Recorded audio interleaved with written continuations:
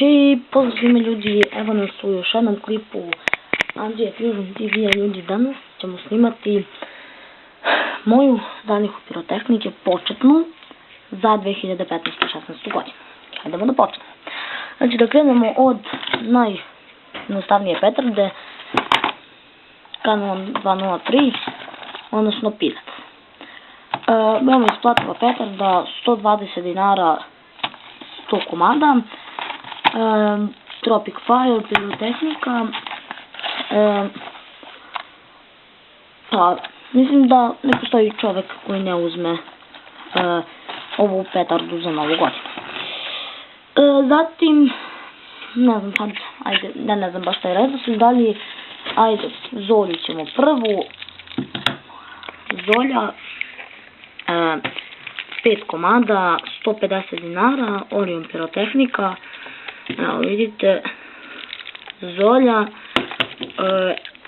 što piše ovdje, drugi razred, veoma isplativa petarda.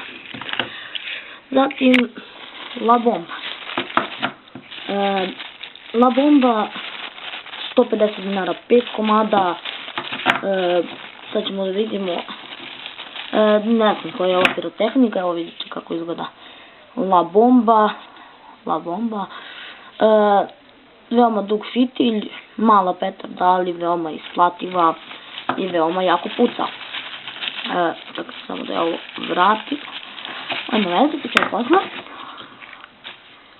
I da krenemo sa malo manjim zanimljivim stvarima, odnosno ovako.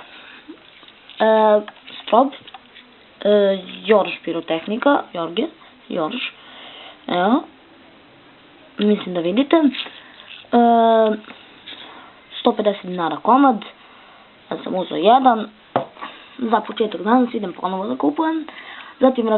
Zatim Morning Glorious, to su kao neke prskalice iz Tropic Fire-a, veoma isplative su, 6 komada ima unutra, 60 dinara sam platio. Snimit ću prezentaciju ovih prskalica da vidite kakve su. Zatim rakete, Black Devil raketa, evo, 60 dinara komad, onako, ne znam da vam poruču, meni je zanimljiva raketa. Evo, nju ćemo ovdje. Uzeo sam 2 komada, ova mi se raspala, ne znam šta da radim sa njom. I to bi bilo to za moju početnu zalihu pirotehnike. Ako, naravno, paljač je tu. Ovo ćemo tu da stavimo.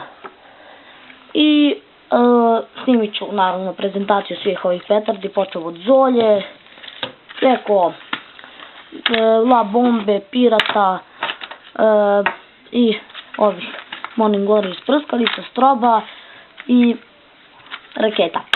I pozdrav ljudi, vidimo se u sljedećem klipu.